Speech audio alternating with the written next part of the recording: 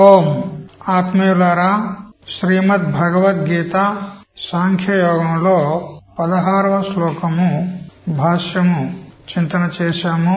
దానికి భాష్యోత్కర్ష దీపిక అనేటువంటి టీకను ఆధారంగా చేసుకొని యథామతిగా చింతన చేస్తూ ఉన్నాము.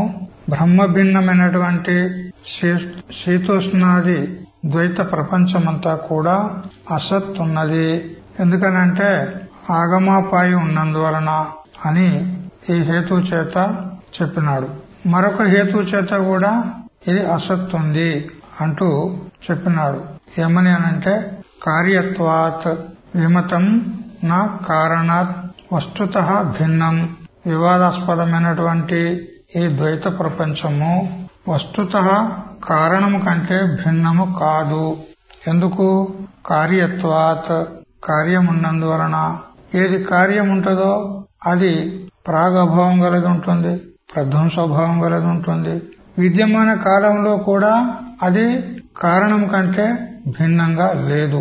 ఏ విధంగా అంటే కుండలాదివత్, కనక కుండలములు, బంగారు ఆభరణాలు ఏవైతే ఉన్నాయో అవి బంగారు కంటే భిన్నంగా లేవు.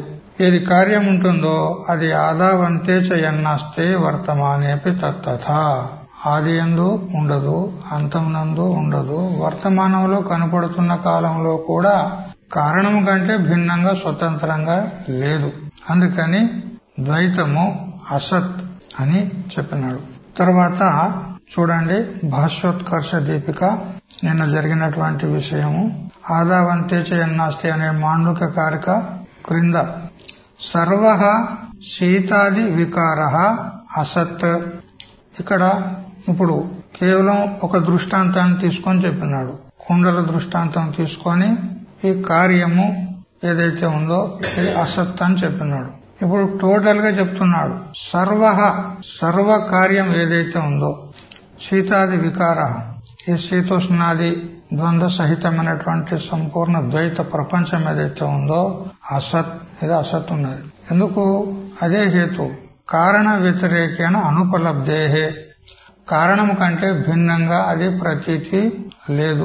దానికి స్వతంత్ర సత్తనే లేదు, కారణం కంటే వేరే లేదు. ఏ విధంగా? అదే దృష్టాంతం. కుండలాదివత్ అన్నాడు. బంగారం నందు తయారు చేయబడినటువంటి ఆభరణాలు ఏవైతే ఉన్నాయో అవి బంగారం కంటే భిన్నంగా లేవు. బంగారమే ఆభరణాల వలె కనపడుతుంది అంతే. అందువల్ల సర్వస్యాపి కారణస్య, ఏదేది కారణం ఉన్నదో అది కూడా కార్యమైపోతుంది. ఏ విధంగా? కుండకు కారణము మృతిక.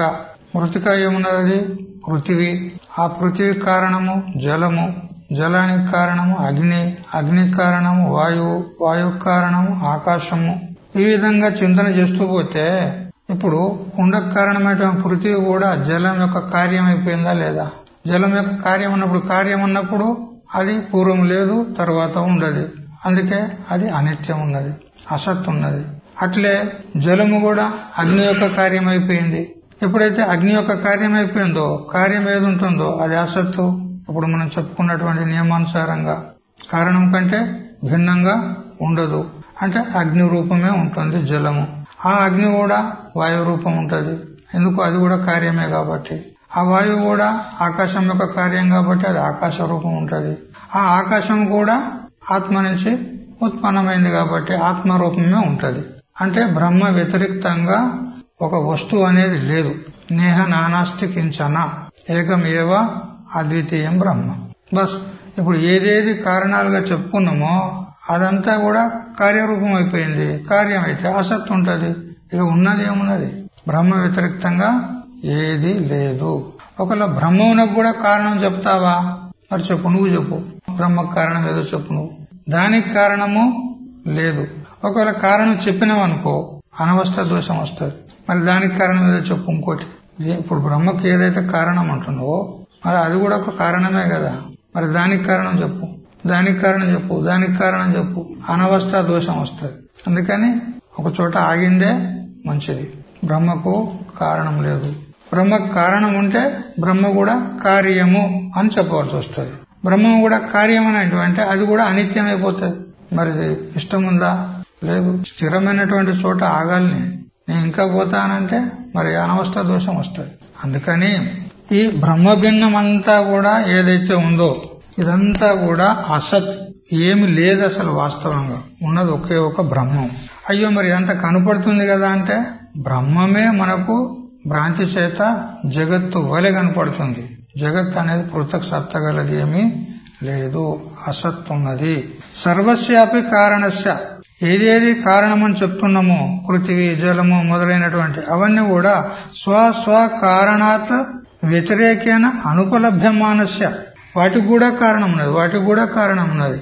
ఈ విధంగా పోతే ఆ ఏదేది మనము కారణం అంటున్నామో అది కూడా కార్యమైపోయింది కాబట్టి దానికి కూడా కారణం ఉన్నది కాబట్టి అది కారణం కంటే వేరే లేదు. ఇట్లా పోతే కార్యకారణ పరంపర భ్రమాధిష్టానే కల్పితత్వం సిద్ధ్యతి. అందుకని ఈ విధంగా కార్యకారణ భావం అనేది లేనే లేదు. బ్రహ్మం కంటే వ్యతిరిక్తంగా ఒక వస్తువు లేదు. మరి బ్రహ్మం కూడా జగత్ కారణం అంటావా? కాదు, బ్రహ్మం కూడా జగత్ కారణం కానే కాదు. ఏ విధంగా చెప్తాను విను. బ్రహ్మజ్ఞానా జగజ్జన్మ బ్రహ్మణో కారణత్వతః అధిష్టానత్వ మాత్రేణ కారణం బ్రహ్మ గీయతే. చూడు, వార్తికారులు చెప్తున్నారు, బ్రహ్మం యొక్క అజ్ఞానము చేత బ్రహ్మము కారణము అని వ్యవహారం జరుగుతుంది. స్వరూపాజ్ఞానం, బ్రహ్మ అంటే ఎవడు? తన స్వరూపమే కదా.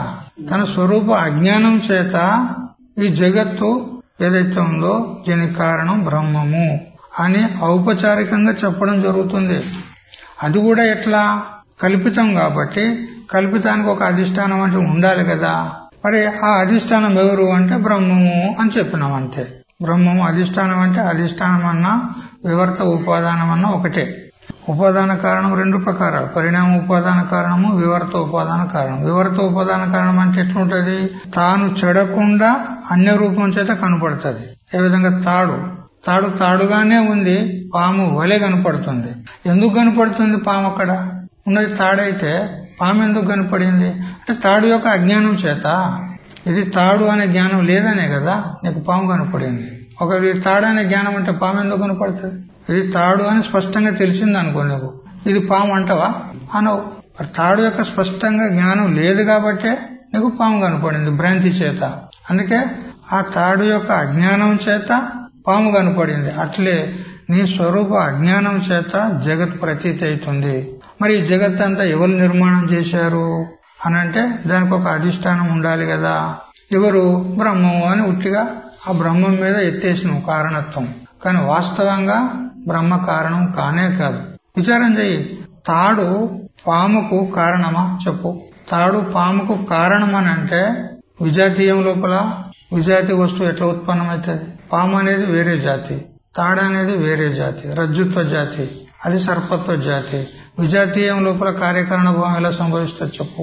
ఇప్పుడు నువ్వు మామిడి చెట్టు పెట్టినవు, జామకాయలు వస్తాయా? జామ పండ్లు వస్తాయా? రావు. ఎందుకు? విజాతి ఉత్పన్నం కాదు, సజాతీయం నుంచి సజాతీయం ఉత్పన్నమవుతుంది. మరి రజ్జుత్వ జాతి తాడు, సర్పత్వ జాతి పాము. విజాతి లోపల కార్యకారణ భావం ఎలా చెప్తావు? పుట్టిందా వాస్తవంగా? అక్కడ కనపడుతుంది, పుట్టలే, కనపడుతుంది.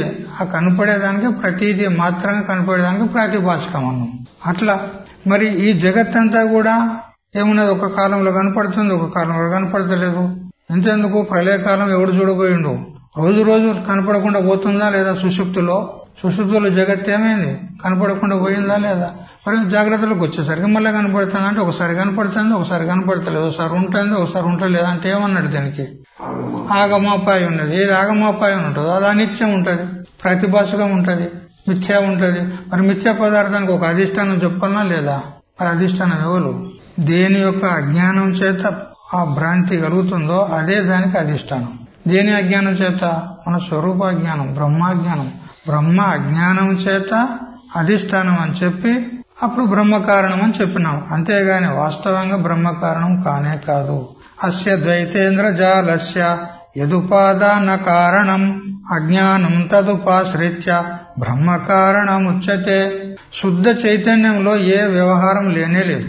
కేవలం శుద్ధ చైతన్యంలో ఏ వ్యవహారం లేదు. ఎప్పుడైతే అజ్ఞానాన్ని ఆశ్రయిస్తాడో, అజ్ఞానాన్ని స్వీకరిస్తాడో అప్పుడే బ్రహ్మ కారణమైతుంది. అజ్ఞానం లేకపోతే బ్రహ్మ కారణం కానే కాదు. ఆ అజ్ఞానము కల్పితము. కల్పించుకున్నాడు నేను అజ్ఞానిని అని. కల్పితమైన ఎట్లా అంటాను? జ్ఞానోత్తర కాలంలో ఉండలేదు. మరి ఒకసారి ఉండి ఒకసారి లేకపోయేది. కల్పితం కాకపోతే ఉన్నది. జ్ఞానం కలిగిన తర్వాత అజ్ఞానం ఉందా? లేదు. అందుకని కల్పిత అజ్ఞానాన్ని స్వీకరించి బ్రహ్మ కారణము అని చెప్పడం జరుగుతుంది. కానీ కేవల బ్రహ్మ దేనికి కారణము కాదు, దేని యొక్క కార్యము కూడా కాదు. నతస్య కార్యం కరణంచ విద్యతే, అపూర్వం అనపరం అని అంటూ తైత్తరీయ ఉపనిషత్తు మరి శ్వేతాశ్వేతర ఉపనిషత్తులు చెప్తున్నాయి. ఆ బ్రహ్మము దేని యొక్క కార్యము కాదు, దానికి ఏది కారణము లేదు. ఔపచారికంగా భ్రాంతి చేత మనం వ్యవహారం చేస్తున్నాం. బ్రహ్మ కారణం, జగత్ కారణం బ్రహ్మ చెప్పినాము. జన్మాద్యశయత అని బ్రహ్మసూత్రం చెప్తుంది. యతో వాయుమాని భూతాన్ని జాయంతే యన జాతాన్ని జీవంతి యత్ప్రయంత విషమిషంతి తద్విజిజ్ఞాసస్వ తద్బ్రహ్మ అని తైత్తరీయ ఉపనిషత్తు చెప్తుంది. ఇదంతా కేవలం అనువాదం మాత్రమే, ప్రతిపాదక శాస్త్రం కాదు. ఇది సత్యం కాదు. ఇది శాస్త్రమే చెప్తుంది, అయినా గాని సత్యం కాదు. ఈ విధంగా కూడా మనం భ్రాంతిలో పడకూడదు. ఉపనిషత్తు చెప్తుంది, భగవద్గీత చెప్తుంది, శ్రీకృష్ణ పరమాత్మ చెప్పాడు, ఈశ్వరుడు చెప్పాడు, అది సత్యము అని భ్రాంతిలో పడకండి. ఇది కేవలము ఈ జీవుల యొక్క భ్రాంతిని అనువాదం చేస్తూ చెప్పిందే గాని అనువాదంలో తాత్పర్యం ఉండదు, ప్రతిపాదనలో తాత్పర్యం ఉంటది. ప్రతిపాదన ఏది? ఏకం ఏవ అద్వితీయం బ్రహ్మ నేహ నానాస్తి కించన. ఇది ప్రతిపాదక శాస్త్రం. ఈ సృష్టి వచనాలు ఏవైతే ఉన్నాయో, సృష్టి శృతులు ఏవైతే ఉన్నాయో ఇవి సత్యం కాదు. భలే ఉపనిషత్తు చెప్పని, సాక్షాత్తు శ్రీకృష్ణ పరమాత్మ చెప్పని ఏతద్యోనీని భూతాని మత్సానిత్యుపధారయ అహం కృష్ణస్య జగత ప్రభవ ప్రళయస్తథ. స్వయంగా తాను చెప్పాడు కృష్ణుడు. సృష్టి స్థితి లయ కారణం నేనే అన్నాడు. అంత అబద్ధం, సత్యం కాదు ఇది. జగత్తే లేకపోతే జగత్ కారణమేవాడు. అందుకని బ్రహ్మం జగత్ కారణం కానే కాదు. భ్రాంతి చేత కనపడేటువంటి ఈ ప్రపంచం ఉంది కదా, మరి ఇదంతా కనపడుతుంది కదా, దీనికి ఒక కారణం ఉండాలి కదా. ఎందుకంటే లోకంలో మనకు అనుభవం ఉన్నది. ఒక కుండ తయారైందంటే దానికి ఒక కారణం ఉన్నది. ఒక వస్త్రం తయారైందంటే దానికి ఒక కారణం ఉన్నది. మరి ఈ జగత్తు ఉన్నది కదా, దీనికి కూడా ఒక కారణం ఉండాలి కదా. ఎవరు? బ్రహ్మం అని చెప్పేసి అంతే. వాస్తవంగా జగత్ కారణం బ్రహ్మం కానే కాదు. అందువల్ల ఈ కారణాలు ఏవైతే ఉన్నాయో, మట్టి మొదలుకొని పృథివీ, జలము, అగ్ని, వాయువు, ఆకాశము, ఇవన్నీ కారణాలుగా ఒకదానికోటి కారణం అని చెప్పుకుంటూ పోతే అవి కూడా కార్యములు అయిపోయినాయి. చివరికి ఆకాశం కూడా బ్రహ్మం యొక్క కార్యం అయిపోయింది. అది కూడా అనిత్యం అయిపోయింది. అది కూడా ఆగమాపాయి ఉన్నది. ఆకాశం కూడా ఉత్పన్నమని చెప్పింది కదా. తస్మాద్ వాయే తస్మాద్ ఆత్మన ఆకాశ సంభూత. ఆకాశం కూడా ఉత్పన్నమని చెప్పింది, అది కూడా కార్యమని చెప్పింది ఉన్నది. మరి కార్యం ఏది ఉంటుందో అనిత్యం ఉంటుంది. మరి ఏది సత్యం ఉన్నది ఇక్కడ? ఈ కార్యకారణ పరంపర ఏదైతే ఉందో ఇదంతా ఒట్టి భ్రమ అంతే. కార్యకారణ పరంపర భ్రమాధిష్టానే కల్పితత్వం సిద్ధ్యతే. ఈ భ్రమకు అధిష్టానం అనేది ఒకటి ఉండాలి కదా. ఎవరు? పరబ్రహ్మం. దాని యందు ఇదంతా కార్యకారణ పరంపర అంతా కూడా భ్రమ, కల్పితము అని సిద్ధమైంది. అప్పుడు శంకాకారుడు అంటాడు, నన్ను స్వామీజీ కార్యకారణ విభాగ విహీనస్య వస్తునః అభావాత్ కార్యకారణ పరంపరాయాః అసత్వే సర్వాభావ ప్రసంగః ఇది చేత్. స్వామీజీ, ఇక కార్యకారణ భావం లేకపోతే ఇక ఒక వస్తువే లేదు, ఇక సర్వ అభావ ప్రసంగం అయిపోతుంది, ఏమీ లేదు అంటే శూన్యవాద ప్రసంగం వస్తుంది అని ఈ విధంగా అంటే ఇది చేత నా బాబా అది కాదు. సర్వత్ర అనువృత్త వ్యావృత్త సదసత్ బుద్ధయో ఉపలబ్ధ్యా అనువృత్తేచ వ్యావృత్తానాం కల్పితత్వాత్. అయితే బాబా వాస్తవంగా ఏమీ లేదు, మేము కూడా ఒప్పుకుంటాం. ఏమీ లేదంటే ఏమీ లేదు అనేవాడు లేడు, ఇట్లా కాదు. అంటే చైతన్యం ఉంది, చైతన్య వ్యతిరిక్తంగా ఏమీ లేదని మేము ఒప్పుకుంటాం. చైతన్య వ్యతిరిక్తంగా ఏమీ లేదు.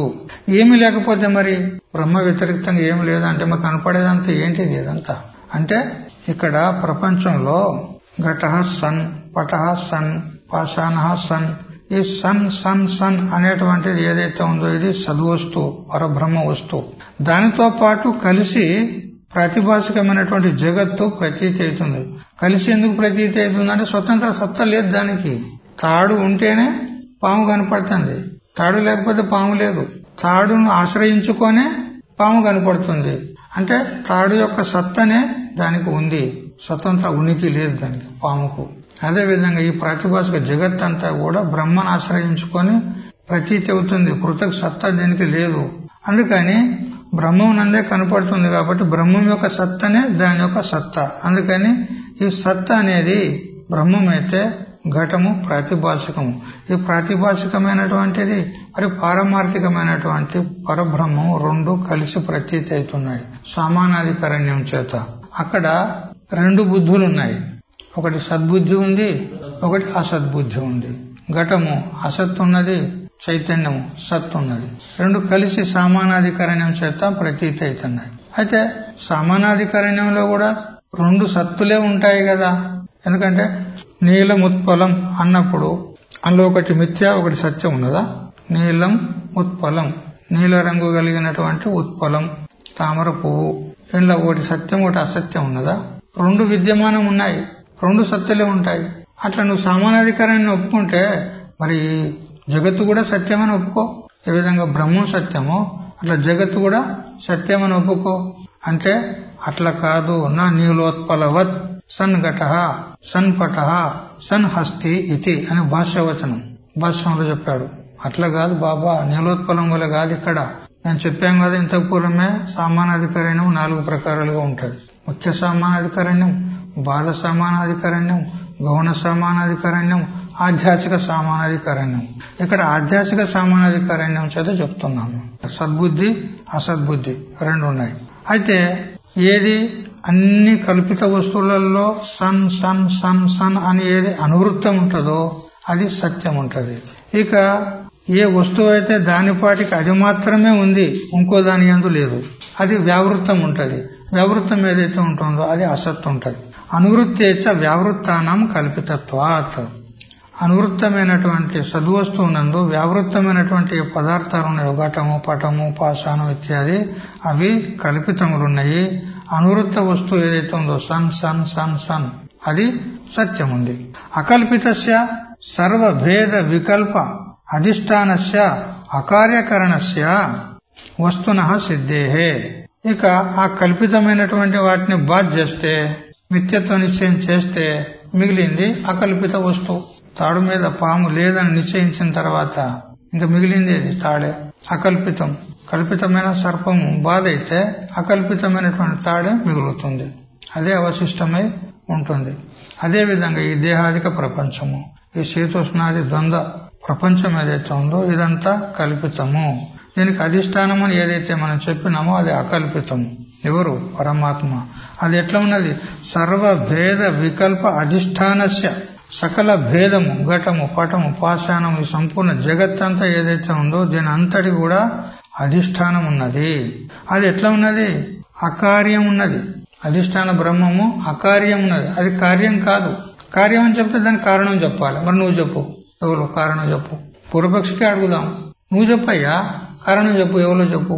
దానికి కారణం చెప్పాలంటే దానికంటే భిన్నంగా ఉండాలి. మరి ఆ పరమాత్మ కంటే భిన్నంగా ఏమున్నదో చెప్పు. ఈ జడ జగత్ అంటావా? జడమైన దాని నుంచి చేతనమైనటువంటిది ఎలా పుడుతుంది? ఆ చేతనం నుండే ఇది కల్పితంగా ఉత్పన్నమైంది. ఉత్పన్నమైంది ఇది కార్యం అవుతుంది. కార్యం నుంచి కారణం ఉత్పన్నమవుతుందా? కారణం నుంచి కార్యం ఉత్పన్నమవుతుందా? తండ్రి నుంచి కొడుకు ఉత్పన్నమవుతాడా? కొడుకు నుంచి తండ్రి ఉత్పన్నమవుతాడా? కారణం నుంచే కార్యం ఉత్పన్నం. ఏది కార్యం ఉంటుందో అది కారణం కాదు, కారణానికి కారణం కాదు. అది కొడుకు ఎప్పుడు కూడా తండ్రికి కారణం కానేరడు. అట్లా బ్రహ్మం నుంచి జగత్తు కల్పితంగా ఎందుకు కాదు, సరే ఉత్పన్నమైంది అంటాము. కానీ కల్పితమైనటువంటి జడ జగత్తు నుంచి బ్రహ్మం ఎలా పుడుతుంది? పుట్టడానికి ఆస్కారం లేదు. అందుకే అనాది, దీనికి కారణం లేదు. పోనీ జీవేశ్వరుల నుంచి బ్రహ్మం ఉత్పన్నమయ్యాడు అని అంటావా? ఎప్పుడు ఉత్పన్నమయ్యారు? ఈ జీవేశ్వరుల సిద్ధి ఎప్పుడైంది? బ్రహ్మమునందు అజ్ఞానాన్ని కల్పించిన తర్వాత అజ్ఞాన సిద్ధి అధీన సిద్ధి కలిగిన వారు జీవేశ్వరులు.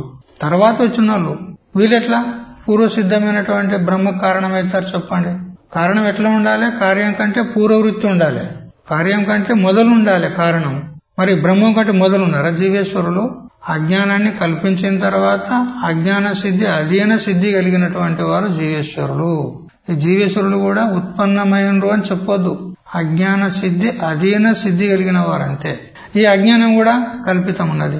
కల్పితమైంది అకల్పితానికి కారణం ఎట్లయితుంది? కాబట్టి కారణం అనేదే సిద్ధి కాదు. కారణం అనేదే లేదు. అందుకని బ్రహ్మము కార్యం కాదు. ఎందుకు? దానికి కారణమే శుద్ధి కాకపోతే అది కార్యం ఎట్లయితుంది? అందుకని అకార్యం. మరి పోనీ అది అకార్యం ఉన్నది ఎందుకంటే దానికి కారణం ఏది లేదు బ్రహ్మకు. కానీ బ్రహ్మ కారణం అవుతుంది కదా జగత్తుకు బ్రహ్మ కారణం అవుతుంది కదా. అంటే వాస్తవంగా కారణం కాదు. ఇప్పుడు చెప్పినాం కదా, బ్రహ్మ జ్ఞాన జగజ్జన్మ బ్రహ్మణో కారణత్వత అధిష్టానత్వ మాత్రేణ బ్రహ్మ కారణం ఉచ్యతే. వార్తికారులు చెప్పారు, సురేశ్వరాచార్యులు.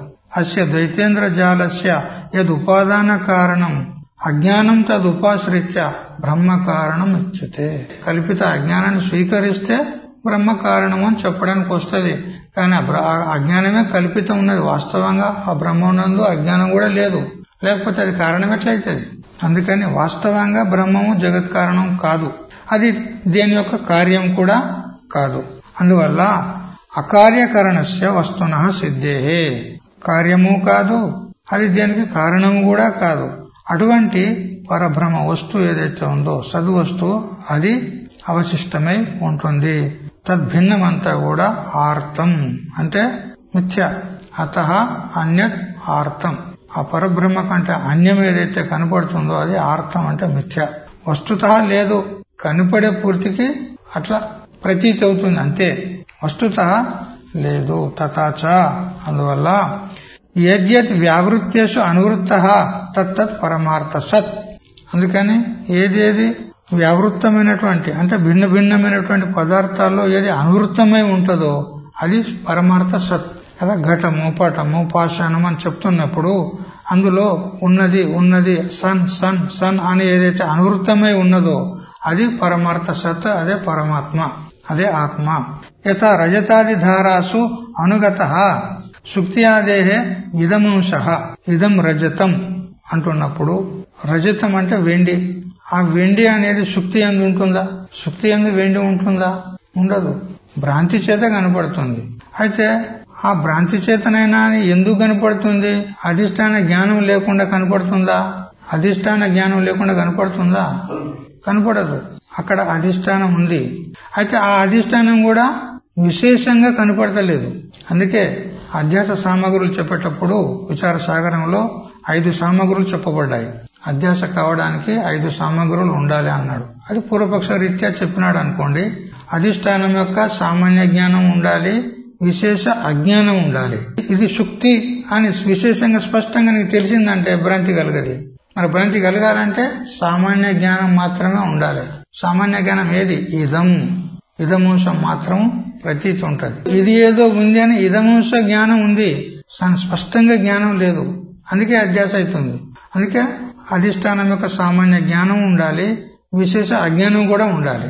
అంటే అస్పష్టంగా కనపడాలి అంతే. స్పష్టంగా కనపడినా భ్రాంతి కలగది, పూర్తిగా కనపడకుండా ఉన్నా కూడా భ్రాంతి కలగది. అంటే మందమందంగా అస్పష్టంగా కనపడాలి. అంటే సామాన్య జ్ఞానం అవసరం. ఇది ఏదో ఉంది, ఇదం అంత జ్ఞానం ఉంటే దాని యందు భ్రాంతి కలిగేందుకు అవకాశం ఉంది. ఇంకొకటి పూర్వ అనుభవజన్య సంస్కారం కూడా ఉండాలి భ్రాంతి కలగాలంటే. ఏ విధంగా? పూర్వం ఇదివరకు నువ్వు పామును చూశావు, పాము యొక్క అనుభవం ఉంది, ఆ సంస్కారం నీ అంతఃకరణలో ఉంది. మెలికలుగా తాడు కనపడినప్పుడు ఆ తాడు యొక్క పూర్తి జ్ఞానం లేదు, స్పష్టంగా ఇది తాడు అనే జ్ఞానం లేదు, ఇది అనే జ్ఞానం ఉన్నది, ఇదం జ్ఞానం ఉన్నది. దాని యందు ఆ సంస్కార బలం చేత ఆ సంస్కారం ఉత్పన్నమయ్యి సాదృశ్య సంబంధ చింతన అనే నిమిత్తాల చేత ఆడ పాము మరి తాడు 2 సాదృశ్యం ఉంటాయి కదా, మెలికలుగా. ఆ సాదృశ్య దోషం చేత ఆ పాము సంస్కారం అంతఃకరణం ఉంది కాబట్టి ఇది పాము అని భ్రాంతి అయింది. లేదా ఒకనికి పూలమాల సంస్కారం ఉందనుకో, పూలమాల భ్రాంతి అవుతుంది వానికి. వాడి సంస్కారాన్ని బట్టి భ్రాంతి, అందరికి ఒకేద్దరిగా భ్రాంతి కలగదు. అందుకని పూర్వ అనుభవజన్య సంస్కారం కూడా అధ్యాసానికి హేతు ఉంది. మరియు ప్రమాత దోషము, ప్రమాణ దోషము, ప్రమేయ దోషము, ఈ 5 సామగ్రులు ఉండాలి. అధిష్టానం యొక్క సామాన్య జ్ఞానం, విశేష అజ్ఞానం, ఇదొకటి. మరి పూర్వ అనుభవజన్య సంస్కారం అంతఃకరణంలో ఉండాలి, ఇది రెండవది. మరి ప్రమాత దోషం, ప్రమాత అంటే జీవుల్లో దోషం ఉండాలి. లోభమన్నా ఉండాలి, భయమన్నా ఉండాలి. రజ్జు సర్పం చోట భయం అనే దోషం ఉన్నది, శుక్తిరహితం చోట లోభం అనే దోషం ఉన్నది. ఆ లోభవశాత్తు ఆ శుక్తి యందు అతనికి ఆ సూర్యకిరణాలు సూకినప్పుడు అది చక్ మెరిసేసరికి సాదృశ్య దోషం చేత అతనికి లోభం కలిగి ఇది వెండి ఉంది అని భ్రాంతి దగ్గరికి పోతాడు. ప్రమాత దోషం ఉండాలి. ప్రమాణ దోషము, ప్రమాణం అంటే నేత్రాది ఇంద్రియాలు. బాగా జ్వరం వచ్చినటువంటి వానికి పంచదార ఇచ్చినా గానీ అది చేదుగా ప్రతీతి అవుతుంది. ఎందుకు? ఈ నాలుక రసనేంద్రియం ప్రమాణం దోషం ఉన్నది అక్కడ. కళ్ళల్లో కామెల్ల రోగం ఉన్నదనుకో, నువ్వు ఏది చూసినా గానీ పచ్చగా కనపడతాయి. వాస్తవంగా ఉన్నాయి తెల్లగున్న వస్తువులు కూడా పచ్చగానే కనపడతాయి. అంత పచ్చగానే ఉందా ప్రపంచం అంతా? కానీ పచ్చగా కనపడతాయి. ఎందుకు? ప్రమాణ దోషం. నేత్రంలో దోషం ఉంది, కామెల్లో దోషం ఉన్నది. ఈ విధంగా ఉంటే కూడా భ్రాంతి అవుతుంది. మరి ప్రమేయ దోషం, సాదృశ్య దోషం. ఇప్పుడు తాడు ఉంది మెలకలు మెలకలుగా, మరి అదే విధంగా సాదృశ్యం పాము కూడా ఉంటది, మెలకలు మెలకలుగా పడుకొని ఉంటది. ఆ సాదృశ్య దోషం చేత కూడా భ్రాంతి అవుతుంది. ఈ విధంగా 5 దోషాల చేత భ్రాంతి అవుతుంది అని చెప్పినాడు. కానీ వాస్తవంగా సిద్ధాంతానుసారంగా ఏ దోషం లేకున్నా కూడా భ్రాంతి అవుతుంది. ఇప్పుడు ఇతడు చెప్పినటువంటి దోషాల్లో ఏ దోషం లేకున్నా కూడా భ్రాంతి అవుతుంది. ఏ విధంగా? ఆకాశం నందు నీలిమ భ్రాంతి అవుతుందా లేదా? తంబు ఆకారంగా కటాహ ఆకారంగా ఉన్నట్టు భ్రాంతి అవుతుందా లేదా? ఆడ ఏం దోషం ఉన్నది చెప్పు? ఏ దోషం లేకున్నా గానీ ఆకాశం నందు నీలిమ భ్రాంతి అవుతుందా లేదా అని ఈ విధంగా విచార సాగరంలో శ్రీ సాధు నిశ్చలదాస్ స్వామి వారు ప్రౌఢివాదం చేత పూర్వపక్షని ఖండన చేసినాడు. ఈ దోషాలు ఉండాలని ఏం నియమం లేదు, ఏ దోషం లేకుండా కూడా భ్రాంతి అవుతుంది. అప్పుడు పండిత్ పీతాంబర్జీ ఆ విషయాన్ని తీసుకున్నాడు. తీసుకొని ఏ దోషం లేకుంటే భ్రాంతి ఎట్లయితే చెప్పు? ఒక వస్తువు ఒక రకంగా ఉండగా మరొక రకంగా ఎందుకు కనపడుతుంది? ఏదో ఒక దోషం ఒప్పుకోవాలనా లేదా? దోషం లేకుండా ఉన్న వస్తువు ఉన్నట్టు కనపడకుండా మరొక రకంగా ఎందుకు కనపడుతుంది? ఒక దోషం ఒప్పుకోవాలి. ఏమిటి? అజ్ఞానం అని సమర్థించారు. అక్కడ సమన్వయం చేశాడు పండిత్ పీతాంబర్జీ. ఒక అజ్ఞానం ఉంటే సరే, మాయాయాం సర్వసంభవాత్, మాయ అనేది ఒకటి ఉంటే ఏ కార్యం కాదు చెప్పండి. కర్తం అకర్తం అన్యతా కర్తం శక్యతే మాయ. చేయగలిగిన దాన్ని చేస్తుంది, చేయగలిగిన దాన్ని కూడా చేస్తుంది, వేరే ప్రకారంగా కూడా చేస్తుంది, ఎట్లా కూడా చేస్తుంది. మాయ ఉన్నది. ఆ స్వరూప అజ్ఞానం ఒకటే ఇక్కడ కారణం అని చెప్పుకోవాలి. అంతే. జగత్ కారణము అజ్ఞానం. ఆ అజ్ఞానాన్ని స్వీకరిస్తేనే గాని బ్రహ్మ కారణం అవుతుంది. లేకపోతే శుద్ధ చైతన్యంలో కారణత్వం అనేది లేదు. బ్రహ్మ దేని కారణం కాదు, దాని దేని కార్యం కాదు. నతస్య కార్యం కారణంచ విద్యతే. అయితే ఏది వ్యావృత్త పదార్థాల్లో భిన్న భిన్న పదార్థాల్లో అనుసూతమై ఉంటుందో, సన్ సన్ సన్ సన్, ఘట సన్, పట సన్, హస్తి సన్, అశ్వ సన్, గౌహు సన్, ఈ సన్ అనేది అన్నిట్లో అనువృత్తమై ఉంది కదా, ఇది పరమార్థ సత్తు. ఈ వ్యావృత్త పదార్థాలు ఏవైతే ఉన్నాయో అవి అసత్తు, కల్పితములు. ఏది పరమార్థ సత్తు ఉంటుందో అది ఎలా ఉంది అనంటే, రజతాది ధారాసు అనుగత శుక్తి ఆదిహే ఇదమంశ. రజతమునందు ఏదైతే శుక్తి యొక్క ఇదమంశం ఉన్నదో అది అనువృత్తం ఉన్నది, అది సత్పదార్థము. దాని యందు ప్రతీయమానమైనటువంటి రజతము అసత్ పదార్థము. దాన్నే అనుమాన ప్రయోగంలో చెప్తున్నాడు. విమతం సత్, ఏది అన్నిట్లో అనుగతమై అనుసూతమై అనువృత్తమై ఉంటుందో అది సత్పదార్థమై ఉంటుంది. ఎందుకు? అవ్యభిచారాత్, అది ఎక్కడ కూడా వ్యభిచారం అవటలేదు. ఒక దగ్గర ఉండి ఒక దగ్గర లేకుండా, ఒకప్పుడు ఉండి ఒకప్పుడు లేకుండా, ఇట్లా లేదు. అన్ని కాలాల్లో, అన్ని దేశాల్లో, అన్ని వస్తువుల్లో అనువృత్తమై అవ్యభిచారమై ఉన్నందువలన అది సత్. ఏ విధంగా అంటే, ఇదమంశవత్, రజ్జు యందు గాని లేదా శుక్తి యందు గాని ఎక్కడైతే భ్రాంతి అవుతుందో అక్కడ ఏదైతే అధిష్టానం యొక్క ఇదమంశం అది అనువృత్తమై సద్రూపమై ఉంది. ఇప్పుడు ఒకే తాడి యందు ఒకనికి పాము భ్రాంతి అవుతుంది, ఒకనికి పూలమాల భ్రాంతి అవుతుంది, ఒకనికి జలధార భ్రాంతి అవుతుంది, ఒకనికి భూరేష భ్రాంతి అవుతుంది. ఇట్లా అనేక మందికి అనేక రకాలుగా భ్రాంతి అవుతుంది. అన్నిట్లో అనుసూతమయ్యి ఒక తాడు ఉన్నది, అక్కడ తాడు ఇదమంశం ఉన్నది, అది సత్. మిగతా అన్ని వ్యావృత్తం ఉన్నాయి. ఒకదాని యందు ఒకటి లేవు, మరి తాడు యందు కూడా లేవు, వ్యావృత్తంలో ఉన్నాయి కాబట్టి అవి అసత్ అనబడతాయి. అనువృత్తమై అవ్యభిచారమై ఉన్నటువంటిది ఏదో అది సత్. యది వ్యావృత్తం తన్ మిథ్యా యత రజతాది ధార. ఏది వ్యావృత్తం ఉంటుందో, ఏది భిన్న భిన్నంగా ఉంటాయో పదార్థాలు అవి అసత్, మిథ్యా. ఏ విధంగా రజ్జు యందు సర్పం వలె లేదా శుక్తి యందు రజతం వలె. దాన్ని కూడా అనుమాన ప్రయోగం చేస్తున్నాడు. విమతం మిథ్యా. ఏవి వ్యావృత్త పదార్థాలు ఉంటాయో, భిన్న భిన్నంగా ఉన్నటువంటి పదార్థాలు ఉంటాయో అవి మిథ్యా. ఎందుకు? వ్యభిచారిత్వాత్, అవి వ్యభిచారం కలిగి ఉన్నాయి, ఒకప్పుడు ఉంటున్నాయి, ఒకటి లేకుండా ఉంటున్నాయి. ఇప్పుడు ఎక్కడనైతే రజ్జు యందు సర్పం కనపడుతుందో అది రజ్జు యందు లేదు, మరి ఇంకే అన్యత్ర కూడా ఎక్కడా లేదు అది. అందువల్ల అది వ్యభిచారం ఉన్నది, అందువల్ల మిథ్య. ఏ విధంగా అంటే రజతాది ధారావత్, శుక్తి యందు రజతం ఏదైతే కనపడుతుందో అది ఎట్లా మిథ్యనో ఈ జగత్తంతా కూడా మిథ్యనే. ఇది అనుమానద్వయేన సతః అకల్పితత్వం అసతః కల్పితత్వం చ సిద్ధం. ఈ రెండు అనుమానాల చేత ఏదేది రెండు అనుమానాలేది? విమతం సత్ అవ్యభిచారిత్వాత్ ఇదమంశవత్, ఇదొక అనుమానం. విమతం మిథ్యా వ్యభిచారిత్వాత్ రజతాది ధారావత్ అని ఇదొక అనుమానం. ఈ రెండు అనుమానాల చేత ఏం సిద్ధమైంది? ఏది అనువృత్తం ఉంటుందో అది సత్, ఏది వ్యావృత్తం ఉంటుందో అది అసత్, కల్పితము అని సిద్ధమైంది. అప్పుడు శంకాకారుడు అంటాడు, నన్ను స్వామీజీ నా ఇదం అనుమానద్వయం ఉపపద్యతే. చూడు, మీరు చేసిన ఈ రెండు అనుమానాలు సిద్ధించవు, అయుక్తములున్నాయి. ఈ రెండు అనుమానాలు ఏదైతే మీరు చేశారో అవి అయోగ్యములున్నాయి. ఎందుకనంటే సర్వ మిథ్యాత్వవాదిన విభాగ అభావాద్ అనుమానాది వ్యవహార అనుపపత్తే ఇది చేత్. చూడు, సర్వ మిథ్యావాదులు మీరు, అంతే కదా. ఏకమేవ అద్వితీయం బ్రహ్మ, నేహ నానాస్తి కించన, రెండవ వస్తువు లేదు, సర్వం మిథ్య అని మీరు చెప్తారా లేదా? ఆత్మ వస్తువు కంటే భిన్నంగా రెండవ వస్తువు లేదు. ఒకవేళ ఉన్నది అని అంటే అది మిథ్య, వాస్తవం కాదు అంటే లేనే లేదని చెప్పే తాత్పర్యం ఉన్నది. ఎప్పుడైతే రెండవ వస్తువే లేదో సర్వ మిథ్య అని చెప్తారో అలాంటప్పుడు అనుమాన ప్రయోగాన్ని తీసుకొని మీరు మిథ్య అని ఎలా సిద్ధి చేస్తున్నారు? ఎందుకంటే అనుమానం కూడా మిథ్యలోనే వస్తుంది, అనుమాన ప్రమాణం కూడా ద్వైతంలోనే ఉంది కదా. మరి ద్వైతంలో ఉన్నదంటే ద్వైతాన్ని అంతా మిథ్య అని తర్వాత అనుమాన ప్రమాణం అది మిథ్యనే. అందులో విభాగాన్ని ఎట్లా చేస్తున్నారు? ఇప్పుడు అనుమాన ప్రయోగంలో ప్రతిజ్ఞ, హేతువు, దృష్టాంతము, ప్రతిజ్ఞలో కూడా మళ్ళా పక్షము, సాధ్యము అని ఇట్లా విభాగాలు ఉంటాయి. మీకు విభాగమే పనికిరాదా? రెండో వస్తువే లేదా? అంత మిథ్యా. అనుమాన ప్రమాణం కూడా ద్వైతాంతర్గతమేనా? అది కూడా మిథ్యానా? మరి ఇప్పుడు ఈ ప్రపంచాన్ని మిథ్య అని ఎలా సిద్ధి చేస్తున్నారు? అనుమాన ప్రయోగం తీసుకొని అనుమానాది వ్యవహారం ఎలా చేస్తున్నారు? మీరు శుద్ధ చైతన్యం లోపల వ్యవహారమే లేదు, ఈ అనుమానాది వ్యవహారం ఎట్లా చేయగలుగుతున్నారు? మీరు వ్యవహారమే లేదు, అంతా మిథ్య.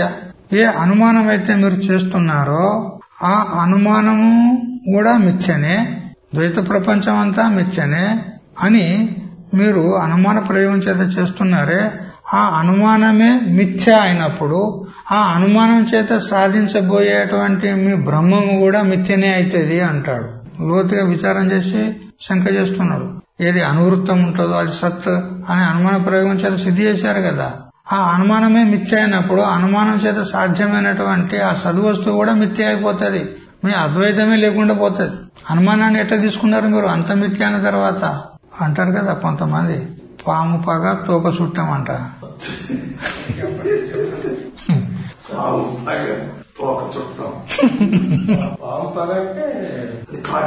కాటేస్తుందని పగ, ఆ తోక చుట్టమైంది. మరి అట్టెట్లయితుంది? ఆ పాములో ఉందే తోక, ఆ తోక నీకు చుట్టం ఎట్లయితుంది? పాము పగ అయినప్పుడు తోక చుట్టం ఎట్లయితుంది? కాదు కదా. ఇప్పుడు గట్లే ఉన్నది. ఇది ద్వైత ప్రపంచం అంతా మిథ్య అని అంటావు, అందులోనే అనుమాన ప్రమాణం తీసుకొని మళ్ళా అంత మిథ్య అని సిద్ధి చేస్తున్నావు. అదేం అవసరం వచ్చింది మీకు? ఇప్పుడు స్వప్నంలో ఓని కొడుకు పుట్టాడు అనుకో, ఆ స్వప్నమే మిథ్య అన్నప్పుడు ఆ స్వప్న కొడుకు కూడా మిథ్యనే కాదా? అట్లా అనుమానమే మిథ్య అన్నప్పుడు అనుమాన సాధ్యమైనటువంటి మీ బ్రహ్మం కూడా మిథ్య అయిపోతుంది.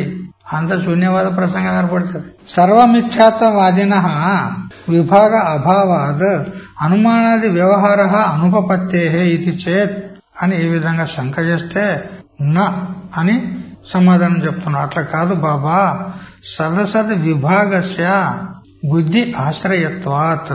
సదసద్ విభాగం ఏదైతే ఉందో, సత్ అని మేము అనుమాన ప్రయోగం చేసినాము, అసత్ అని అనుమాన ప్రయోగం చేసినాము. ఈ సదసద్ విభాగం ఏదైతే ఉందో అది బుద్ధి ఆధీనంలో ఉంది అంటాడు. బుద్ధి ఆధీనంలో ఉంది. అనుమాన ప్రయోగం ఎట్లా చేస్తున్నావు? నువ్వు బుద్ధితోనే చేస్తున్నావు కదా. అందుకని సదసద్ విభాగం బుద్ధి ఆధీనంలో ఉన్నది. అందువల్ల బుద్ధి అధీనే విభాగే స్థితే సతి అనుమానాది వ్యవహార ఉపపత్తే. బుద్ధి అధీనంలో ఉన్నది ఈ అనుమాన వ్యవహారము. అందుకని బుద్ధితోని మనం వ్యవహారం చేయొచ్చు, ఉపపత్తే సంభవిస్తుంది. అంటే అప్పుడు పూర్వపక్షి అంటాడు, నన్ను అద్వైతవాదిన తవ బుద్ధ్యాది అభావాత్ తద్ అధీన సదసద్ విభాగ కథం చేర్చతి ఇది చేత్. చూడు, మీ అద్వైతవాదంలో బుద్ధి కూడా కల్పితమే కదా, బుద్ధి కూడా లేదు కదా. మరి బుద్ధిని తీసుకుని ఏ విధంగా నువ్వు సత్య వస్తువును సిద్ధి చేయబోతున్నావు? ఇది సత్త సత్త సత్త సత్త అనేది ఏదైతే అన్నిట్లో అనువృత్తమై ఉన్నదో అది సత్యం ఉన్నదని ఎలా సిద్ధి చేస్తావు? బుద్ధే మిథ్యా. మరి మిథ్య అయినటువంటి బుద్ధి చేత నువ్వు సిద్ధి చేస్తే అది కూడా మిథ్య అయిపోతుంది. బుద్ధి ఆదులే లేవు అద్వైతవాదంలో. మరి బుద్ధి ఆది అనేటువంటి సదసద్ విభాగం కూడా ఎలా సంభవిస్తుంది అని ఈ విధంగా అంటే, చూడండి ఆయన, నువ్వు నన్ను ప్రశ్నిస్తున్నావు, నేను నీకు చెప్తున్నా. ఇప్పుడు మనం ఇద్దరం వ్యవహార దశలో ఉన్నామా, పారమార్థిక దశలో ఉన్నామా? మరి నువ్వు అడిగినందుకు నేను సమాధానం చెప్పాలనా లేదా? అడిగిన వానికి సమాధానం చెప్పాలనా లేదా? చెప్పకపోతే మూర్ఖుడు అనబడతాడు.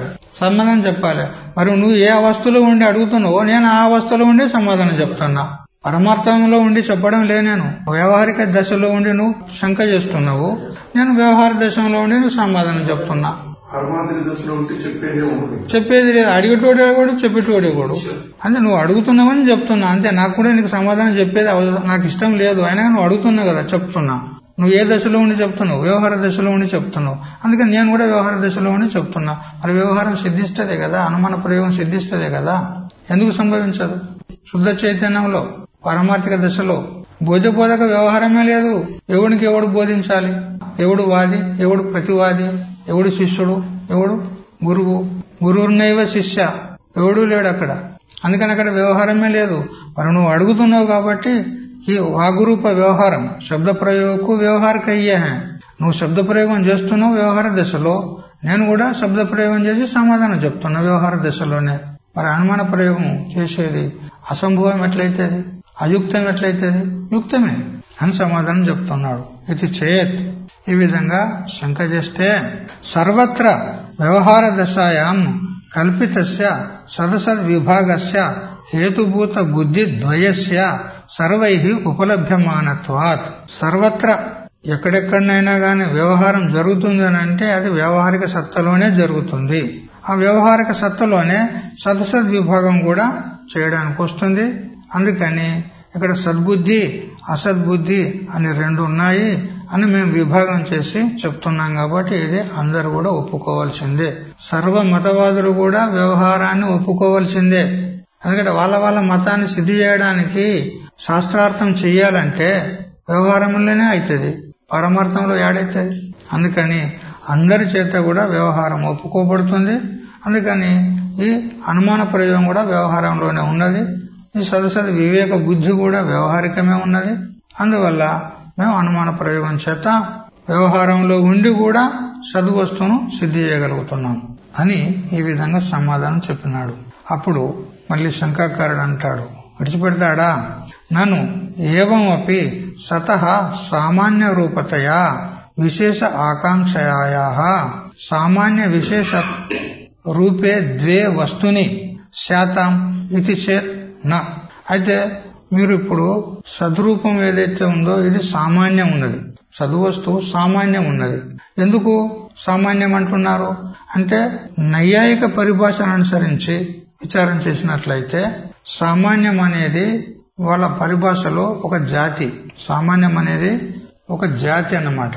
ద్రవ్య గుణ కర్మ సామాన్య సమవాయ అభావ విశేష అని సప్త పదార్థాలు చెప్తారు. అందులో సామాన్యం అనేది ఒక పదార్థం. ఆ సామాన్యము ద్రవ్య గుణ కర్మ అని ఈ మూడిటి యందు అన్నిట్లో అనుసృతమై ఉంటది.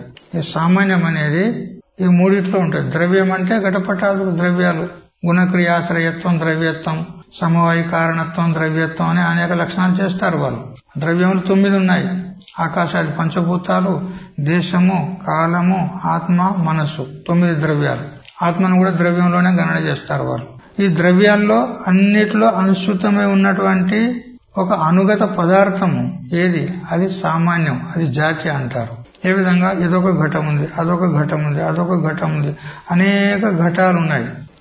అనేక ఘటాల్లో ఘటత్వ జాతి అనేది ఒకటి ఉంటది. అనేక మనుష్యుల్లో మనుష్యత్వ జాతి అనేది ఒకటి ఉంటది. అయితే ఆ జాతి ఏదైతే ఉందో అది అనేకమునందు అనుగతమై ఉంటది. నిత్యం ఏకం అనేకానుగతం జాతి అన్నారు వాళ్ళు. నిత్యము ఉంటుంది, ఎందుకంటే ఒకటి నష్టమైనా గానీ ఇంకో దాని అందు ఉంటది. జాతి నష్టం కాదు, అది నిత్యం ఉన్నది. మరి ఏకం ఉన్నది, అన్నిట్లో అనుగతమై ఒకటే ఉంటది జాతి. ఘటత్వ జాతి గాని, మనుష్యత్వ జాతి గాని, గోత్వ జాతి గాని, ఏది జాతి ఉంటుందో అది నిత్యం ఉంటది, అన్నిట్లో అనుగతమై ఉంటది, ఏకం ఉంటది. దానికి జాతి అంటారు. నైయాయికులు చెప్పేటువంటి సామాన్య జాతిని మనసులో పెట్టుకొని ఇక్కడ శంక చేస్తున్నాడు. ఏది జాతి ఉంటుందో దానికి విశేషం యొక్క అపేక్ష ఉంటది. ఎందుకనంటే జాతి స్వతంత్రంగా ఉండదు, అనేకమైనటువంటి పదార్థాలను ఆశ్రయించుకొని ఉంటది. అది జాతి అనేది సామాన్యం అయితే ఈ పదార్థాలు విశేషం. ఆ విశేషాన్ని ఆశ్రయించుకునే సామాన్యం అనేది ఉంటుంది. కాబట్టి మీరు సత్తును సామాన్యం అని అంటున్నారు. అన్నిట్లో అనుగతమై అనువృత్తమై ఉన్నది సామాన్యం అని అంటున్నారు కదా. సత్తును ఎప్పుడైతే మీరు సామాన్యం అని స్వీకరిస్తున్నారో సామాన్యానికి విశేషం యొక్క అపేక్ష ఉంటది. మరి విశేషంను ఎప్పుడైతే మీరు స్వీకరిస్తారో అప్పుడు రెండైపోయాయి కదా, రెండు సత్తు అయిపోయాయి కదా. సామాన్యం అనేది ఒక సత్తు, విశేషం అనేది ఒక సత్తు. రెండు సత్తులు అయిపోయినాయి. ద్వైతాపత్తి వస్తుంది కదా, రెండు సత్తులు అవుతున్నాయి. మీరు ఏకమేవ అద్వితీయం బ్రహ్మ అంటారు. శంక చూడండి. సామాన్య రూపతయా సతః విశేష ఆకాంక్షాయాం సామాన్య విశేష రూపే ద్వే వస్తుని శాతం. సామాన్యం ఒకటి, విశేషం ఒకటి, రెండు వస్తువులు అయిపోతాయి. అప్పుడు రెండు సత్తులే అయిపోతాయి. మరి విశేషమును మిథ్యా అని ఎట్లా సిద్ధి చేస్తారు మీరు? విశేషం కూడా సత్తు అయిపోయా, అది మిథ్యా అని ఎట్లా సిద్ధి చేస్తారు అని ఈ విధంగా శంక ప్రాప్తమైనప్పుడు ఇది చేత్ నా బాబా అట్లా కాదు, సామాన్యము విశేషము రెండు ఉన్నా గాని అందులో ఒకటే సత్యం ఉన్నది. ఏ విధంగా? సోయం దేవదత్త అన్నాడు అనుకో. ఎప్పుడో కాశీ లోపల చూశాడు ఒక దేవదత్తుని. మళ్ళా 10-12 సంవత్సరాల తర్వాత కొత్తపేటలో చూస్తున్నాడు అతన్ని. కానీ అక్కడ వేషభూషణాలు వేరే. అప్పుడు రాజు ఉండే, అతడు చక్రవర్తి ఉండే, పరివారం ఉండే, సేవకులు ఉండేరి, రాజభూషణాలు వేరే ఉండే. కానీ ఇప్పుడు మాత్రము సన్యాసి దండ కమండలాలు పట్టుకొని ఉన్నాడు. జుట్టు పెంచుకున్నాడు, గడ్డం పెంచుకున్నాడు, బట్టలు మారినాయి. ఆ వేషభూషణాలు లేవు. ఇప్పుడు ఆ వేషభూషణాలు లేవు. ఆ కాశీ అనే దేశం లేదు, ఇది కొత్తపేట. ఈ దేశం వేరే, ఆ దేశం వేరే, ఆ వేషభూషణాలు వేరే, ఈ వేషభూషణాలు వేరే. అయినా గాని ఒక్కడే, వాడు వీడు. ఆ దేవదత్తుడే ఈ దేవదత్తుడు, వాడే వీడు. ఒకటి ఉన్నాయా, రెండు ఉన్నాయా? సోయం దేవదత్త. సహ అంటే అది, అయం అంటే వీడు. వాడు వీడు అని వ్యవహారం అవుతుంది. కానీ ఉన్నది ఒకటే, ఒకటే వస్తువు ఉన్నది, రెండు లేవు ఇక్కడ. అట్లా ఇక్కడ కూడా సన్ ఘట సన్ పట అని అంటున్నప్పుడు ఇక్కడ ఘటపటాదులు విశేషములు ఉన్నాయి. కానీ ఆ విశేషములు సద్వస్తువు కంటే భిన్నంగా లేవు. అయితే ఆ ఘటపటాది వ్యవహారం ఏదైతే ఉందో విశేష వ్యవహారం అది మిథ్య, నామరూపాలు మిథ్య. ఈ విషయాన్ని ఎప్పుడో చెప్పింది శృతిమాత. యథాస్వామ్య ఏకేన మృత్పుణ్యేన సర్వం మృణ్మయం స్యాత్ వాచారంభణం వికారో నామధేయం మృత్తికేత్యవ సత్యం. ఎప్పుడో చెప్పింది శృతిమాత. అయ్యా, ఈ ఘటము మరియు ముంత, మూకుడు, కూజ అని నామము రూపము ఏదైతే మనకు కనపడుతుందో అవి మిథ్యా. కానీ అన్నిట్లో అనుగతమైనటువంటి ఏ మట్టి ఉన్నదో అది సత్యం. మృతిక ఇత్యేవ సత్యం, మృతికనే సత్యము, నామరూపాలు మిథ్యా. అదే చెప్తున్నాం ఇక్కడ. ఘటస్థన్ పటస్థన్ అనే ఈ విధంగా సామాన్యం విశేషం రెండు సామానాధికరణ్యంలో మనకు కనపడినప్పటికీ కూడా ఉన్నది ఒకటే వస్తువు, రెండు వస్తువులు లేవు ఈడ. అయితే రెండవది విశేషం ఏదైతే కనపడుతుందో నామరూపాల చేత అది మిథ్య అని చెప్తున్నాం మేము. ఉన్నది ఒకటే వస్తువు. తాడే పాము వలె కనపడుతుంది, శుక్తియే రజతం వలె కనపడుతుంది, రెండు లేవు అక్కడ, ఉన్నది ఒకటే. అదే చేస్తున్నాం, అద్వైతాన్ని సిద్ధి చేస్తున్నాం. ఇక్కడ రెండో వస్తువు లేదు, ఉన్నది ఒకటే. నామరూపాలు మిథ్య, కల్పితములు అని చెప్తున్నాం. సోయమిత్యాది సామానాధికరణ్యవత్ ఘట సన్ ఇత్యాది సామానాధికరణ్యస్య ఏకవస్తునిష్టత్వాత్ వస్తుభేదే ఘటపటయోహో ఇవ తదయోగాత్. అయితే ఇక్కడ సోయం దేవదత్త అని అక్కడ కూడా సామానాధికరణ్యం ఉన్నది. సహ అనేది ప్రథమా విభక్తి ఏకవచనం, తత్శబ్దం. సహ అంటే అతడు, తత్శబ్దం యొక్క ప్రథమా విభక్తి ఏకవచనం సహ. మరియు అయం ఇదం శబ్దం యొక్క పుల్లింగ ఏకవచనము వీడు. అయం అంటే వీడు, ఇది కూడా ప్రథమ విభక్తి ఏకవచనము. రెండు సమానాధికరణం, ఏక విభక్తికత్వం సమానాధికరణత్వం. సహ అనేది ప్రథమ విభక్తి, అయం అనేది ప్రథమ విభక్తి, ఏక విభక్తిలో ఉన్నాయి కాబట్టి సమానాధికరణం ఉన్నది సోయం దేవదత్తలో. కానీ అక్కడ రెండుగా చెప్పినప్పటికీ కూడా వస్తువు మాత్రం ఒకటే. ఎందుకు? వాడే వీడు, ఆ దేవదత్తుడే ఈ దేవదత్తు, రెండు లేవు అక్కడ. వ్యవహారం అయితుంది రెండుగా, అతడు ఇతడు అని వ్యవహారం అయితుంది, కానీ ఉన్నది మాత్రం ఒకటే. అదే విధంగా ఘటస్సన్ పటస్సన్ అని ఇత్యాది సమానాధికరణ ప్రతీతి ఉందో ఇది కూడా ఎట్లా ఉన్నదనంటే ఏకనిష్టత్వాత్ అన్నాడు. ఏకవస్తు నిష్ట ఉన్నది, ఇక్కడ రెండు లేవు. విశేషమును వేరుగా స్వీకరించినా గాని దానికి అస్తిత్వం లేదు, ఉన్నది ఒకటే వస్తువు. అందుకని ఇక్కడ ద్వైతాపత్తి కూడా రాదు, రెండు సద్వస్తువులు ఉన్నాయి కదా అని చెప్పడానికి రాదు. ఏకవస్తు నిష్టత్వాత్. ఒకవేళ వస్తు భేదం ఉన్నదనుకో, అది వేరే ఇది వేరే ఉన్నదనుకో, ఏ విధంగా ఘటం వేరే ఉన్నది, పటం వేరే ఉన్నది, అక్కడ సామానాధికరణ్యం ఉండదు. ఘటపటవు అని ఈ విధంగా వ్యవహారం అవుతుంది, కానీ సామానాధికరణ వ్యవహారం కాదు. అట్లా ఇక్కడ సన్ అనేది వేరే, మరి ఘటం అనేది వేరే. రెండు భిన్న పదార్థాలు, రెండు సద్వస్తువులు అన్నప్పుడు వాటికి రెండుకి స్వతంత్ర సత్తా ఉంటది. అక్కడ సామానాధికరణ ప్రతీతి కాదు. అప్పుడు ఏమనాలి? ఘట సతవు అని ఈ విధంగా వ్యవహారం చేయాలి, అంతేగాని ఘట సన్ అనే వ్యవహారం కాకూడదు. వస్తు భేదం ఉన్నదనుకో సామానాధికరణం కుదరదు. ఇక్కడ సామానాధికరణ ప్రతీతి అవుతుందంటే వస్తు భేదం లేదు, వస్తువు ఒకటే, సద్వస్తువు ఒకటి మాత్రమే ఉంది అని చెప్తూ ఉన్నాడు. నను ఉక్త సామానాధికరణ్యస్య ఏకవస్తు నిష్టత్వం నా వాచ్యం. ఈ సన్ఘట అనేటువంటి సామానాధికరణ్యాన్ని వారు ఏకవస్తు నిష్ట అని చెప్తున్నారు, అది కుదరదు అంటాడు. ఎందుకనంటే ఎక్కడ సామానాధికరణ్య ప్రతీతి అవుతుందో అక్కడ ధర్మధర్మి భావం ఉంటది. రెండు పృథకు సత్తగలై ఉంటాయి. నీలో ఘట, నీలం ఉత్పలం అని ఈ విధంగా అన్నప్పుడు నీల రంగు స్వతంత్రంగా ఉంటది. ఉత్పలం లేకున్నా కానీ నీల రంగు ఉంటుందా లేదా? ఉత్పలం లేదు లేకున్నా నీల రంగు ఉంటుందా లేదా? అన్యత్ర ఉంటది కదా, రంగు ఉంటుంది. రంగు లేకున్నా గానీ ఉత్పలం ఉంటుందా లేదా? శ్వేత ఉత్పలం అంటాం అనుకో, ఉత్పలం ఉన్నది, రంగు లేదు, నీల రంగు లేదాడ, ఉత్పలం ఉన్నది. శ్వేత ఉత్పలం, తెల్ల కలువలు కూడా ఉంటాయి. మరి ఉత్పలం అనేది ఉంటుంది, కానీ నీలం లేదాడ. నీలం లేకున్నా గానీ ఉత్పలం ఉంటుంది, ఉత్పలం లేకున్నా గానీ నీలం ఉంటుంది. వేరే దగ్గర ఉంటది నీలం అంటే స్వతంత్ర సత్తా కలిగి ఉంటాయి కదా, వేరు వేరుగా ఉంటాయి. అవి స్వతంత్ర సత్తా కలిగి ఉంటాయి, భిన్న భిన్నంగా ఉంటాయి. కానీ మీరు ఏకవస్తునిష్ట ఒకటే ఉన్నదని ఎలా అంటున్నారు? రెండు ఉంటాయి, అక్కడ రెండు ఉంటాయి, ద్వైతాపత్తి వస్తుంది. అందుకని సన్నిఘట లోపల కూడా రెండు స్వీకరించు, ఒకటి స్వీకరించకు అంటాడు. ఏకనిష్టత్వం నా వాచ్యం. ఏకనిష్ట ఉన్నది, వస్తువు ఒకటే ఉన్నదని మీరు చెప్పకండి. ఎందుకనంటే నీలముత్పలం ఇతివత్ ధర్మధర్మి విషయతయా తస్య సువచత్వాత్ ఇది చేత్ నా. అయితే ధర్మి అనేది ఉత్పలము, ధర్మం అనేది నీలము. ధర్మధర్మి భావం చేత అక్కడ రెండు వస్తువులు పృథక్గా అస్తిత్వం కలిగి ఉన్నాయి. ఆ విధంగా నువ్వు ఒప్పుకుంటే ఏమైతుంది? సన్ అనేది ఒక పదార్థము, సద్వస్తువు, ఆత్మ. మరి ఘట అనేది అది కూడా అస్తిత్వం కలిగి ఉన్నది, అది కూడా సద్రూపం ఉన్నది, పృథక్ సత్త కలిగి ఉన్నది.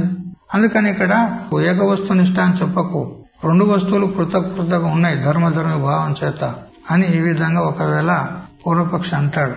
అక్కడ ఎట్లా ధర్మధర్మి భావాన్ని చేస్తాం? సన్ఘట లోపల సద్వస్తువు యొక్క ధర్మం ఘటము అంటావా, లేదా ఘటం యొక్క ధర్మం సద్వస్తువు అంటావా?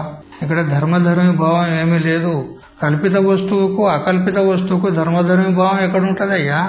కల్పిత వస్తువుకు వ్యవహారిక వస్తువుకు ఏ విధంగా సంబంధం ఉండదో అట్లా ఈ ఘటపటాది కల్పిత వస్తువుకు సద్రూపమైనటువంటి చైతన్యానికి ఏం సంబంధం? ధర్మధర్మి భావ సంబంధం ఏముంటది? అదైతే అసంగం ఉన్నది, ఏ సంబంధం లేదు, ధర్మధర్మి భావ సంబంధం ఉండదు. అసంగోయం పురుష అని చెప్పింది ఉన్నది, దేనితో సంబంధం లేదు, కానీ కల్పితంగా కనపడుతున్నది ఆత్మయందు. అయితే ఏదో సంబంధం లేకుండా ఎట్లా కనపడుతుంది అంటే ఆధ్యాసిక సంబంధం చెప్పుకున్నాం మేము. అధ్యాస చేత కనపడుతుంది కానీ వాస్తవంగా ఏ సంబంధం లేదు. అందువల్ల నీలోత్పలం ఇది సామానాధికరణ్యస్య ధర్మధర్మి విషయస్య గౌణత్వాత్. అయితే నీలోత్పలం లోపల ఏదైతే ధర్మధర్మి భావం ఉన్నదో అది గౌణం ఉన్నది, గుణగుణి భావం ఉన్నది. అక్కడ నీలం అనేది గుణము, ఉత్పలం అనేది గుణి ధర్మి. అక్కడ గుణగుణి భావం ఉన్నది, గౌణ్యం ఉన్నది. అక్కడ వేరున్నది అది. కానీ ఇక్కడ సన్ఘట లోపల ఆధ్యాసిక సంబంధం ఉన్నది, ఇక్కడ ఆధ్యాసిక సామానాధికరణ్యం ఉన్నది. ఎక్కడ ఆధ్యాసిక సామానాధికరణ్యం కనపడుతుందో అక్కడ రెండు వస్తువులు ఉండవు, ఒకటి అధ్యస్థం ఉంటుంది, ఒకటి సత్వస్తువు ఉంటుంది. మరి మిగిలింది ముఖ్యం ఏది? సద్వస్తువే. మిగిలింది అది కల్పితం, అది లేదు. మరి ఉన్నది ఏమన్నట్టు ఒకటే. అందుకని అక్కడ వలె ఇక్కడ కాదు, నీలోత్పలం వలె కాదు. ఇక్కడ ఆధ్యాత్మిక సంబంధం లోపల ఉన్నది ఒకటే ఉంటది. సద్వస్తువు అధిష్టానం ఒకటి మాత్రమే అవశిష్టమే ఉంటది. మిథ్యా వస్తువును బాధ చేసినట్లయితే విచారం చేసి మిగిలేది ఎవరు? అధిష్టానమే. అందుకే తదేకో వశిష్ట శివ కేవలోహం కదా. ఈ సంపూర్ణ దేహాదిక ప్రపంచాన్ని అంతటిని కూడా బాధ చేస్తే నా ఇతి నా ఇతి నా ఇతి, ఇది కాదు ఇది కాదు, ఇది ఆత్మ కాదు ఇది ఆత్మ కాదు అని అన్నిటినీ బాధ చేస్తే ఇక అన్నిటిని కూడా బాధ చేయగా ఏది బాధ చేయడానికి వీలు కాకుండా ఉన్నదో అది సద్వస్తు. అన్నిటినీ ఇది లేదు ఇది లేదు అన్న తర్వాత బాధ చేసిన వాడు వీడు ఉన్నాడా లేదా? మరి వీడిని ఎవడు బాధ చేయాలి? ఎవడు బాధ చేయలేడు.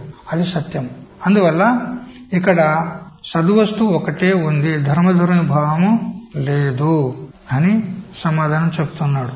తదపేక్షయా అనువృత్తే వ్యావృత్తం కల్పితం ఇది ఐక్యనిష్టస్య ఏవ ముఖ్యస్య ఔచిత్యాత్. అందుకని ఈ కల్పితమైనటువంటి దాన్ని బాధ చేస్తే ఒక అధిష్టానం మాత్రమే అవస్థితమై ఉంటుంది. ఆ అనువృత్తమైనటువంటిది ఏదైతే ఉందో ఘటంలో పటంలో అస్థి అశ్వము మరి గౌహు అని ఏదైతే మనం వ్యావృత పదార్థాల్లో ఉన్నది సన్ అని ఏదైతే అనువృత్త వస్తువు ఉన్నదో అది సత్యం ఉంటది, వ్యావృత్తం కల్పితం ఉంటది. ఆ కల్పితం బాధ అయితే అవశిష్టంగా మిగిలేదు ఒకటే వస్తువు. అందుకని ఏకనిష్టస్య ఏవ ముఖ్యస్య ఔచిత్యాత్. ఏకనిష్టము ముఖ్యమైనది ఉంటది కాబట్టి అదే ఉచితం ఉన్నది అని ఈ విధంగా చెప్పినాడు. తథాచ సన్ ఘట సన్ పట సన్ హస్తి సన్ అశ్వ సన్ గౌః ఇత్యేవం బుద్ధిద్వయం ఉపలభ్యతే. తయోః చ బుద్ధ్యోః ఘటాది బుద్ధిః వ్యభిచరతి ఘటాదేః వికారస్య వ్యభిచారిత్వం పూర్వం దర్శితం. నతు సద్బుద్ధిః వ్యభిచరతి ఘటే నష్టే అపి పటాదో దర్శనాత్.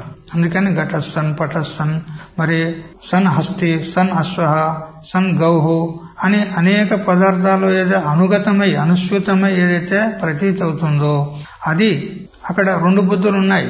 సన్ ఘట అన్నప్పుడు సద్బుద్ధి ఉంది, ఘట బుద్ధి ఉంది. ఘట బుద్ధి అసద్బుద్ధి, సన్ బుద్ధి సద్బుద్ధి. ఆ రెండిట్లో ఏదైతే ఘట బుద్ధి ఉన్నదో అది వ్యావృత్తం ఉన్నది, అది కల్పితం ఉన్నది. అనుగతమైనటువంటి సద్బుద్ధి అది సత్యం ఉన్నది. ఆ సద్బుద్ధి ఎప్పుడు వ్యభిచరించదు, అది సత్యం ఉన్నది. ఘట బుద్ధి నష్టమైపోతుంది, ఘటం నష్టమైపోతుంది, సద్బుద్ధి నష్టం కాదు, అది సత్తు, అది ఒకటే అని ఈ విధంగా చెప్పినాడు. తర్వాత ఇంకా శాస్త్రార్థం ఉంది, అది తర్వాత తెలుసుకుందాం. హరి ఓం తత్సత్. ఓం సహనావతు సహనౌ భునక్తు సహ వీర్యం కరవావహై తేజస్వినావధీతమస్తు మా విద్విషావహై. ఓం శాంతి శాంతి శాంతి.